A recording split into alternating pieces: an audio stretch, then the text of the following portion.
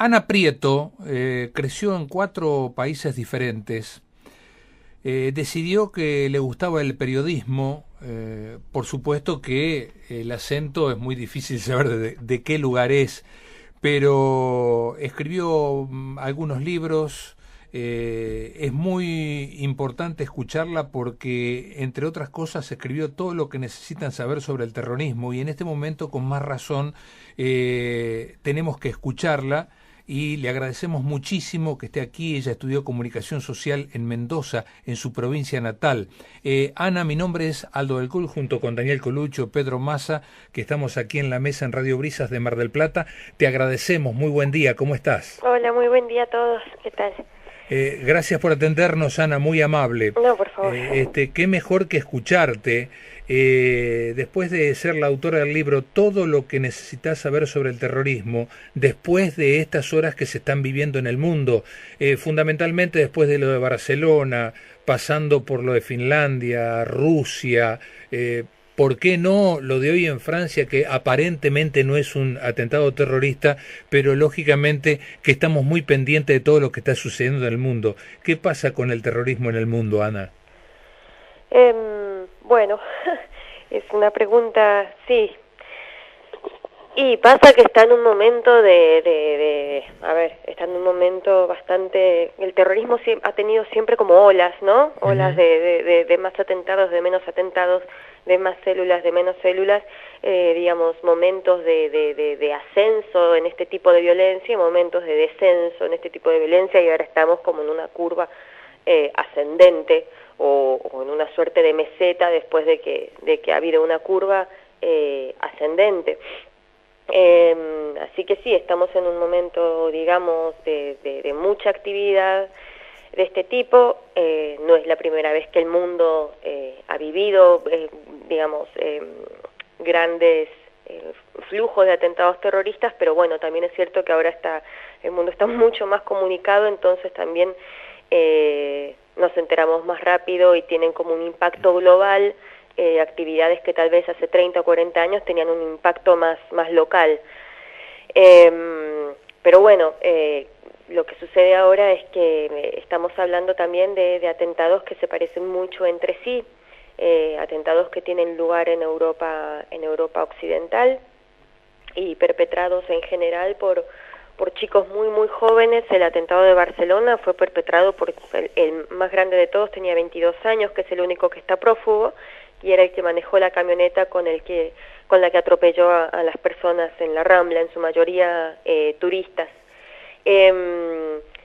Pero bueno, aunque hay algo que es cierto en todos estos atentados, y es que hay elementos similares, como dije recién, pero también hay elementos que no lo son, y bueno, a veces son muy desconcertantes. No se termina de saber si estos atentados han sido dirigidos por ISIS o no. La verdad es que, los únicos atentados importantes en Europa que han sido directamente dirigidos por ISIS, y está probado por la cúpula de ISIS, y que de hecho fueron los que más víctimas tuvieron, fueron los de París en el 2015 y los de Bruselas en 2016. El resto de los atentados, como el que hubo en Alemania en Navidad, antes de Navidad, o en Barcelona, o el de Finlandia, o una persona que también arrolló con un camión en Estocolmo. Esos atentados ya no está tan, por más de que ISIS lo reivindica, digamos, no han sido orquestados directamente por ellos, sino que ellos ya hace tiempo que vienen dando, digamos, la orden de que quien pueda atentar, que atente, que cometa este tipo de crímenes, y digamos, ya no hace falta que haya una bajada de línea de la organización, digamos, para que lo hagan. Ana, esta diversidad de formas de atacar, ¿son para tomar por sorpresa o realmente son esquemas que el terrorismo internacional tiene previsto? No, están atacando con lo que pueden, O sea, están atacando realmente con lo que se puede. Evidentemente, alquilar una camioneta, imagínate la cantidad de camionetas que se rentan por día a cualquier tipo de persona. No se puede controlar algo así. Alquilan una camioneta y atentan.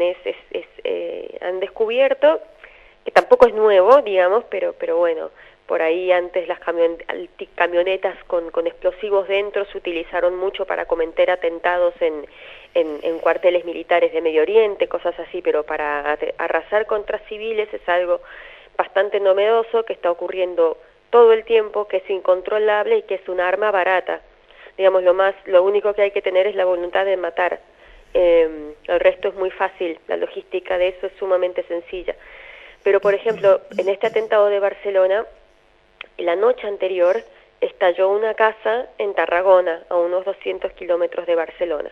Al principio los bomberos creyeron que había sido una fuga de gas, una explosión, digamos, que tenía que ver con algo así, con un accidente doméstico, pero al encontrar a ahí murieron 2 personas y uno quedó herido, y uno de esos heridos era el hermano de uno de los abatidos en Cambrils, de uno de los que intentó cometer otro atentado en Cambrils, y ahí se dieron cuenta de que había una relación directa entre esa explosión y los atentados del día siguiente. Esa explosión ocurrió porque, bueno, evidentemente no tenían un manejo muy sofisticado de explosivos caseros y el explosivo les saltó en la cara, digamos. Tenían acumuladas muchas bombonas de gas butano, tenían otros ingredientes para hacer armas caseras con ingredientes que se compran en la ferretería, agua oxigenada, o sea, son ingredientes que se consiguen. Entonces no estamos hablando acá de bombas demasiado sofisticadas, incluso las que se utilizaron en el último atentado más grave que tuvo España, que fue en 2004, que también fue un atentado yihadista. Ahí se utilizaron, hubo digamos, triangulación con celulares, activación remota de bombas, estaban como mucho más entrenados en armas las personas que cometieron el atentado y que ahora están todas presas. Pero lo de ayer, digamos, lo de hace unos pocos días era un poquito más improvisado, se está hablando de célula terrorista, pero bueno, hay que ver, digamos, no tenían un grado de sofisticación demasiado grande. La bomba les estalló en la cara porque evidentemente no sabían manipularlas muy bien y tenían la intención, se supone, esto está siendo investigado, de con esas bombas hacer atentados más grandes en Barcelona. Estalla y entonces quedan estos chicos y deciden utilizar para atentar una camioneta, que es como lo más fácil y a mano que tuvieron. Entonces están atentando con lo que se puede, no unos atentados contagian a otros. A uno se le ocurrió la idea de una camioneta, digamos en Niza, creo que fue la primera vez que se utilizó, murieron 84 personas, y a partir de ahí se convirtió en una de las armas preferidas para estos atentados. Entonces también se contagian, se copian entre sí, es bastante complejo, digamos, cómo ocurre el fenómeno. ¿Qué tal? Buen día, Ana. ¿Cómo le va? Daniel Colucho la saluda. ¿Cómo anda usted? Buen día, Daniel. ¿Qué tal? Desde que el mundo es mundo, siempre hemos vivido con este tipo de eventos. Hablemos también de la cacería de brujas, del Ku Klux Klan en Estados Unidos, de la PDUL, Brigate Rosse en el norte de Italia, el terrorismo de Estado en Latinoamérica. ¿Se puede decir que a partir del 11 de septiembre hubo un cambio de paradigma en cuanto al terrorismo mundial? El 11 de septiembre, sí, definitivamente cambió completamente cómo la humanidad concebía el terrorismo, cambió y fue el momento en el que el yihadismo hace su gran aparición, digamos. Ese atentado fue el atentado letal clandestino, digamos, perpetrado por una organización clandestina más letal de la historia. Murieron de un solo saque, digamos, cerca de 3.000 personas. Fue muy letal y, bueno, en ese momento George Bush se encargó de que el terrorismo se convirtiera en la amenaza número 1 de la humanidad, que no lo era. Y yo considero que sigue sin serlo, digamos. George Bush aprovechó ese atentado para expandir varias políticas que los conservadores de Estados Unidos ya querían expandir desde antes, digamos, les vino como anillo al dedo por un lado. Estados Unidos invadió Afganistán y luego invadió con argumentos totalmente falaces y falsos Irak, y esa invasión es una, no la única, pero es una de las raíces de la aparición del Estado Islámico, digamos. Entonces acá hay muy pocos inocentes, digamos, en todo lo que está ocurriendo ahora. El 11 de septiembre, digamos, marcó la aparición de Al Qaeda en boca de todos. Bush dijo cosas como están con nosotros o están con los terroristas, haciendo de ese modo, digamos, que el terrorismo se convirtiera en una amenaza global, cuando en ese momento el terrorismo estaba amenazando a Estados Unidos, digamos, no era una amenaza global. Quisieron presentar a Al Qaeda como una organización todopoderosa, que no lo era. Era una organización muy bien entrenada y con muy buenas ideas para atentar. Utilizaron aviones de pasajeros, una idea muy cruel y también muy práctica, digamos. No tuvieron que fabricar ninguna bomba, no tuvieron que... nadie los detectó al subirse a los aviones. Bueno, y tenían otro entrenamiento, ¿no? Sabían pilotear aviones, o sea, estas personas que están atentando ahora muchas veces no tienen ningún tipo de preparación. Pero además ocurre algo más. Vos, Daniel, mencionabas recién a las Brigadas Rojas de Italia o a tantas otras organizaciones, y también ocurre algo desconcertante ahora, que es, por ejemplo, las Brigadas Rojas, digamos, entre comillas, querían cambiar el mundo, ¿no? Exacto. ¿Qué se suponía que iba a conseguirse con este atentado en Barcelona? Hasta hace unos años, cuando una organización se decidía a atentar o a tomar rehenes, pedía algo a cambio, ¿no? Entonces, yo estoy tomando rehenes porque quiero que liberen a mis presos. Yo estoy tomando rehenes porque quiero que las tropas se vayan de este país. Yo estoy poniendo una bomba acá porque, no lo estoy justificando, estoy diciendo, por supuesto, o sea, que se esperaba conseguir algo puntual con esa acción, ¿no? Esto hace 30, 40 años, esto ha cambiado mucho. Ahora es como incluso gente que ha estudiado a ISIS por dentro, que ha entrevistado a ex militantes o actuales militantes de esta agrupación, termina sin comprender realmente qué es lo que quieren. Por lo pronto lo que sí quieren es polarizar a la sociedad, digamos, eso sin duda. Dentro de la cabeza de esta organización, básicamente dentro de su misión, que es una misión utópica y ellos lo saben también, está la de, digamos, ellos creen realmente en el choque de civilizaciones y creen que va a haber una gran lucha final entre los fieles como ellos y los infieles, que somos todos los demás, desde los musulmanes que no son como ellos hasta cristianos, judíos, ateos, etcétera, etcétera. Sí, es evidente que es una historia, un trasfondo muy diferente a aquellos que yo le había mencionado. En aquella oportunidad, por ejemplo, se luchaba por razones étnicas, por razones de ideología o inclusive por algo a cambio. Yo recuerdo en la década del 70 era muy común que diferentes grupos armados tomen aviones y pidan a cambio determinado monto o determinada liberación, o el caso, por ejemplo, en la OLP, en la Organización para la Liberación de Palestina, cuando estaba Yasser Arafat, estábamos hablando de otro tipo de terrorismo. Había un bien y un fin que estaba, en principio, definido en forma geográfica, y segundo, tenía verdaderamente un objetivo claro. ¿Cuál es el fin y el objetivo claro del terrorismo de hoy? Al menos si estamos hablando, porque, a ver, el de ISIS no es el único terrorismo. Hay que en Estados Unidos, digamos, los actos de terrorismo doméstico no suelen llamarse así, sino crímenes de odio. Tienen como otro nombre, pero siguen siendo atentados terroristas y son graves y son muchos. Y son de índole en general racista, xenófoba, etcétera, etcétera. ISIS ISIS tiene como una... Primero recordemos que ISIS está en picada, digamos.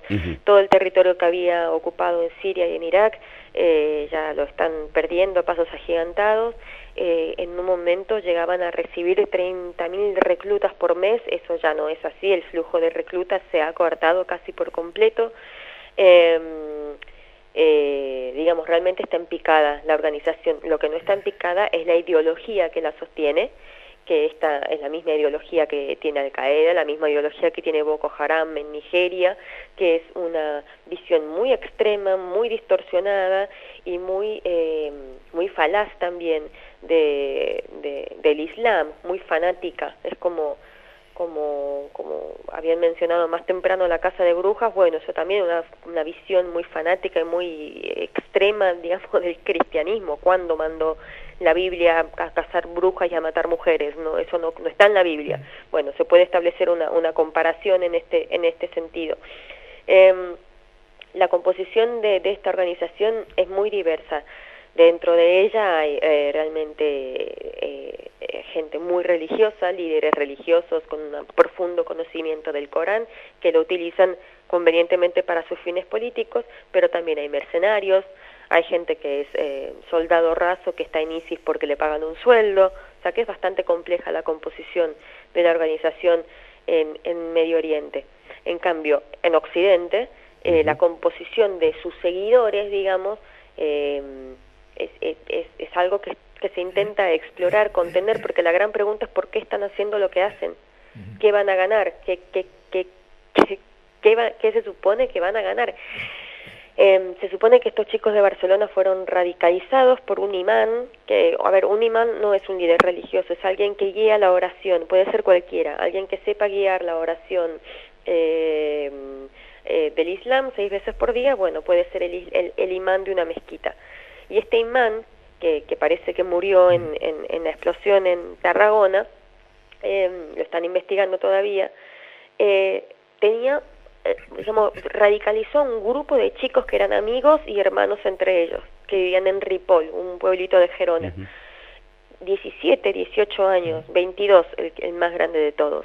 Chicos muy jóvenes, que sus familiares dicen que no tenían idea de lo que estaban haciendo. La comunidad musulmana de Ripoll es una comunidad muy, digamos, que está muy bien inserta dentro del pueblo, que tiene 2 mezquitas. No era una situación no había una situación de violencia ahí dentro o de rechazo hacia los musulmanes. Entonces están muy escandalizados por qué hizo que estos chicos cometieran semejante barbarie. Esa es la gran pregunta, ¿por qué están haciendo lo que hacen? ¿Qué quiere ISIS? Y no, la verdad que ISIS quiere, tienen esta cuestión, como decía anteriormente, esta cuestión como religiosa, dogmática, de batalla final, dogmática, entre ellos y el mundo entero, que es completamente inviable, y ellos lo saben antes que nadie, pero luego tienen de pronto grupúsculos para crear, lograr lo que están logrando, digamos, la polarización de la sociedad, lograr que estemos pendientes de ellos, verlos de verdad como una amenaza a la seguridad internacional toda. Son una amenaza, pero no son una amenaza nuclear, ni tienen el botón rojo, digamos, como si lo tienen otros países. También hay que recordar que estos grupos, en donde más víctimas tienen es en Medio Oriente, en lugares como Libia, en lugares como Yemen y en lugares como Irak y como Siria. Ana, buen día, Pedro Massa la saluda, ¿cómo está? Buen día, ¿qué tal? Ana, ¿por qué es tan difícil de neutralizar este grupo? ¿Cuál es la fuente de financiación que tiene para mantener a resguardo su posición, su estructura de mando, su vía jerárquica y demás? Bueno, eso ha ido cambiando con el tiempo, pero cuando recién apareció, digamos, ISIS, tomando grandes porciones de territorio en Siria y en Irak, buena parte de esa porción era desierto, no poblado, ¿no? Pero de todas maneras allí dentro había yacimientos petrolíferos, claro, que se lo apropiaron ellos y que pudieron vender en el mercado negro, pero también vendérselo al propio presidente sirio, que es otra persona que no es nada inocente en todo este juego. El propio presidente sirio le compró petróleo a ISIS. También se han financiado con dinero de rescates millonarios de rehenes europeos. ¿Nadie lo vio? ¿Ningún servicio de inteligencia lo vio venir esto?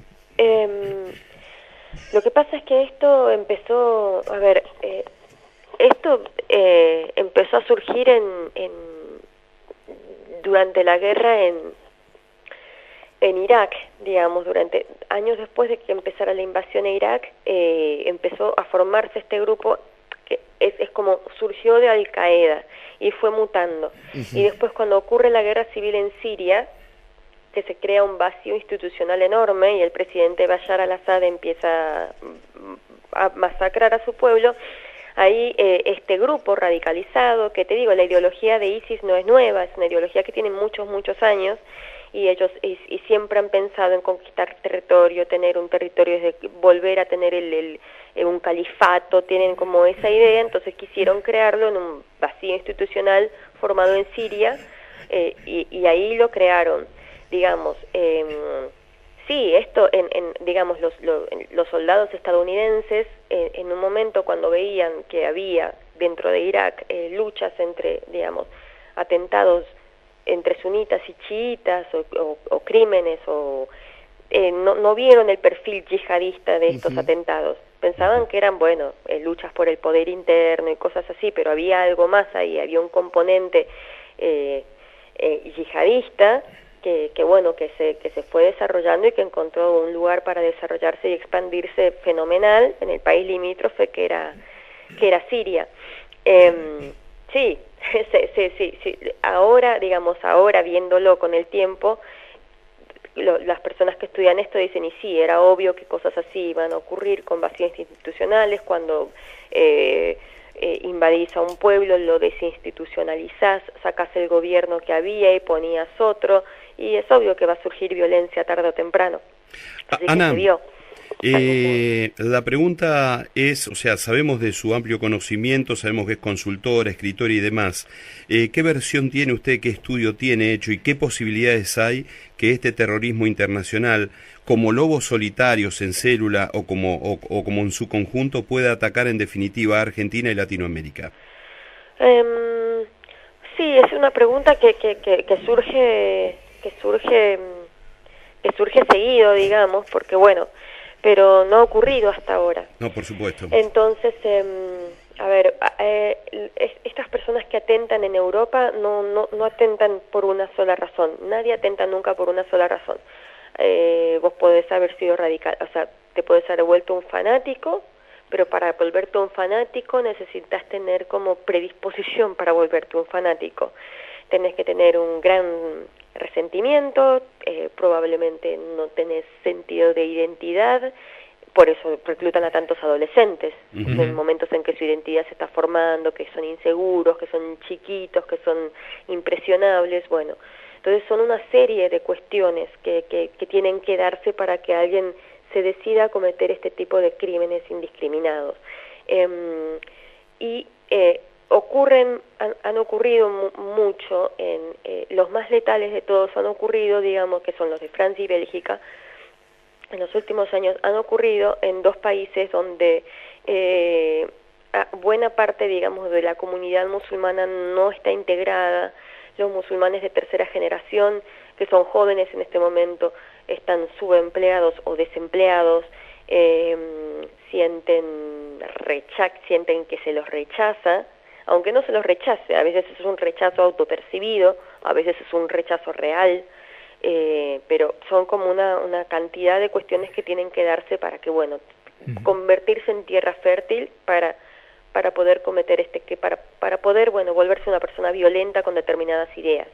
Ana, acá en Argentina, sí, digamos, estas comunidades están totalmente integradas en la sociedad. Digamos, no hay una tradición tampoco de mezquitas radicales, digamos. Acá, digamos, las mezquitas que tenemos no son mezquitas con una comprensión del Corán un poco bastante más extrema como las salafistas o las wahabistas, que son las que están en Arabia Saudita y en muchos países de Europa también. Entonces es poco probable que un atentado de estas características ocurra acá. No significa que no pueda pasar, pero como te digo, no tienen superpoderes, están atentando con lo que pueden. Entonces primero debería constituirse una célula nacional, digamos, porque no la pueden exportar, porque tampoco tienen tantos recursos para hacerlo, pero no, nosotros tenemos, digamos, otro tipo de crímenes de los que preocuparnos. Me parece que este tipo de terrorismo no es demasiado probable aquí. Ana, en el final y la última, ¿qué debemos hacer todos aquellos que somos comunicadores? ¿Cómo se deben comunicar estos ataques? En general se comunican lamentablemente muy mal, en todas partes. Se saltan a conclusiones muy veloces. Hay medios que no, hay medios que ya por ejemplo, The Guardian en Inglaterra son sumamente cautos con la información, la van publicando a medida que se va confirmando. Pero, por ejemplo, el otro día se estaba diciendo aquí que esta célula barcelonesa quería atentar y destruir la Catedral de la Sagrada Familia en Barcelona. Yo no sé de dónde sacaron esa información. Tenían mucha... En esa casa que estalló estaban fabricando bombas, sin duda, pero ¿cómo sabemos que querían atentar contra la Sagrada Familia? ¿Por qué saltamos a esa conclusión? También lo que ocurre, y esto es muy difícil de controlar, y hay que recordarlo siempre, es que el terrorismo ha sido siempre un acto de propaganda. O sea, el terrorismo, desde las Brigadas Rojas hasta ISIS, cualquier tipo de organización que elige el terrorismo como estrategia, necesita una buena dosis de propaganda para contrarrestar su déficit de capacidad de violencia, porque estas organizaciones nunca tienen la misma capacidad de violencia de un Estado, nunca. Entonces, con la propaganda la suplen, con la propaganda se ven más poderosas de lo que son, y esa propaganda los medios se la regalamos, se la regalamos de manera gratuita. Entonces se comete un atentado y los medios están 14 días hablando de ese atentado.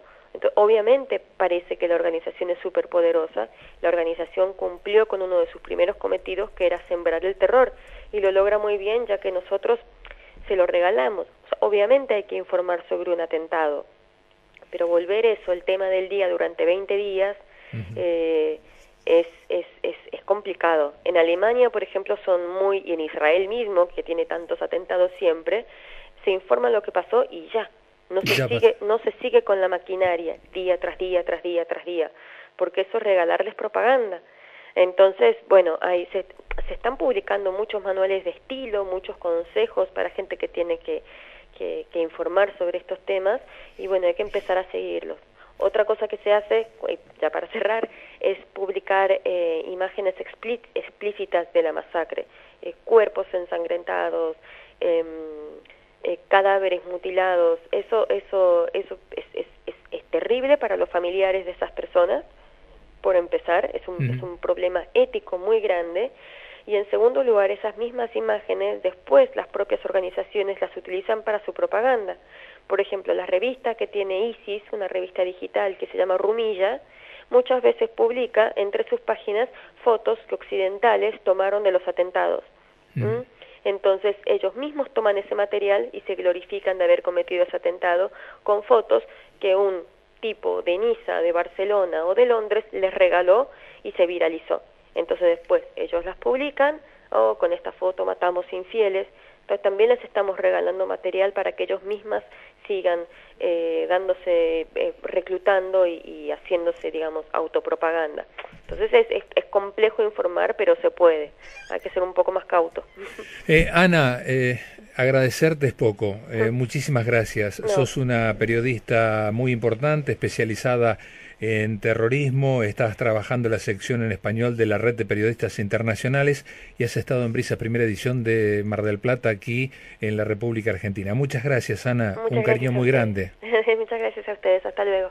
Ana Prieto, periodista especializada en terrorismo, integrante de la sección en español de la Red de Periodistas Internacionales, acaba de pasar por Brisas Primera Edición.